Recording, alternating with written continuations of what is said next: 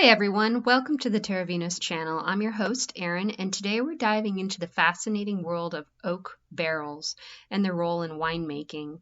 Whenever I tell people I'm a hobby winemaker, I immediately get asked the question, do you use oak barrels? The answer to that is an emphatic no, for various logistical and economic reasons. I thought it would be fun to dive into the topic of what does oak really cost in wine? So grab a glass of your favorite vintage, sit back, and let's explore the economics of using oak barrels in winemaking. Any discussion about wine barrels needs to start with the basics. Why use oak in winemaking? Oak is more than just a storage container for winemakers. It's one of the few ingredients they can use to manipulate a wine's flavor, adding notes of spice, mocha, toast, and caramel. Oak barrels also play a crucial role in stabilizing the color of red wine. Different types of oak, such as American, French, or Slovenian barrels, each have distinct attributes that shape the final product. However, oak barrels can be quite expensive, beyond just the cost of barrel. So let's dive in and start with how we even ended up using oak in the first place for aging wine.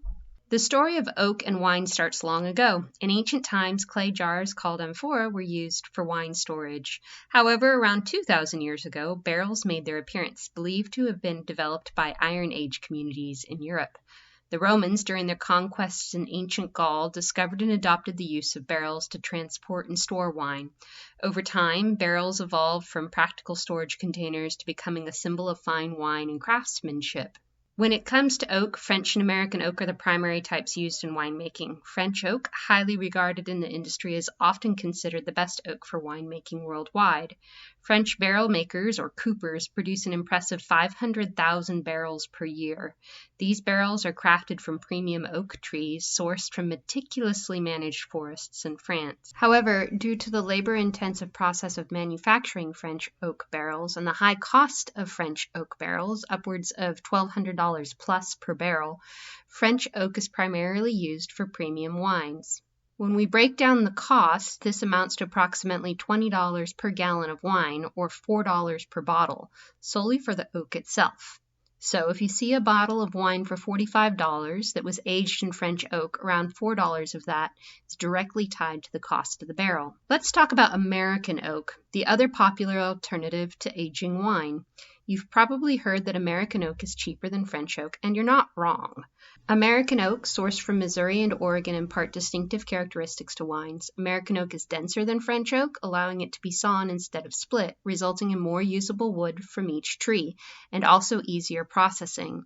The faster growth of American oak trees leads to looser grains, enabling the wine to absorb flavors more rapidly than French oak.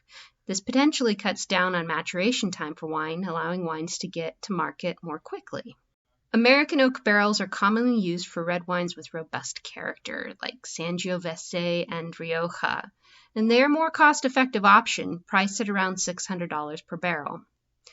This translates to approximately $10 per gallon of wine, or $2.50 per bottle when using American oak barrels. These savings can be quite substantial, especially for winemakers operating on tight budgets or aiming to produce wines at a more accessible price point. But the cost of the barrel is only one piece of the price puzzle. Barrels are porous, which is an overall good thing because it allows the gentle oxygen exchange with the wine that helps soften tannins and integrate flavors. However, this also allows for evaporation. In winemaking, you'll hear the term ullage, which refers to the water and alcohol evaporation that occurs from the wine inside the barrel. This process plays a significant role in the concentration of flavors and acids, ultimately influencing the quality and character of the wine. But why does ullage occur, and how does it impact winemakers? Ullage rates are influenced by humidity levels, which is why barrel aging rooms are often kept at specific levels of temperature and humidity. Maintaining a humid environment helps minimize excessive evaporation and ensure that the wine ages gracefully. Wine caves, with their naturally cool and humid conditions, have long been considered ideal for barrel storage. However, the evaporation process can result in a significant loss of wine, which has more financial implications for the winemaker. To put it into perspective, let's consider some numbers. A wine barrel can lose between 5 and 10% of its volume per year to evaporation, or about 3 to 6 gallons, anywhere from a little over 1 to 2 cases of wine. For the ease of math, let's go with 1 case. If a bottle of wine sells for $20, the evaporation from a single barrel could lead to a loss of about $240 worth of wine, or 12 bottles over the aging timeline. For a winemaker producing 10 barrels, that translates to a potential loss of about $2,400. However, when scaled up to 100 barrels, the financial impact could be as high as $24,000 in wine loss due to evaporation.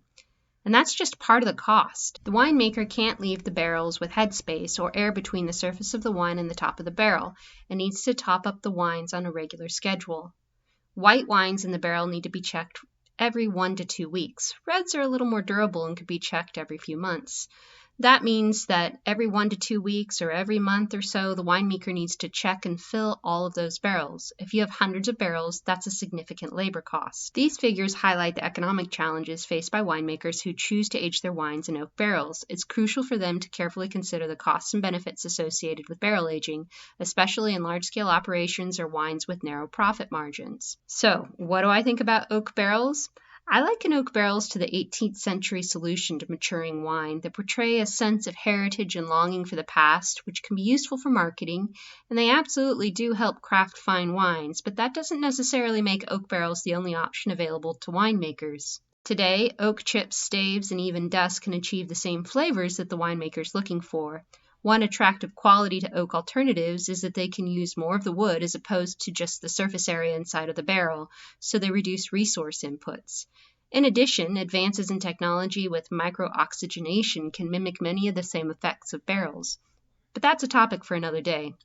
I'll leave a link to a post below that goes over more of what you need to know about oak and winemaking. Okay, now you should have a broad overview of the economics involved with deciding to use oak barrels for winemaking. Thanks so much for tuning in. Don't forget to hit the like and subscribe if you're stopping by for the first time. Drink well, and until next time.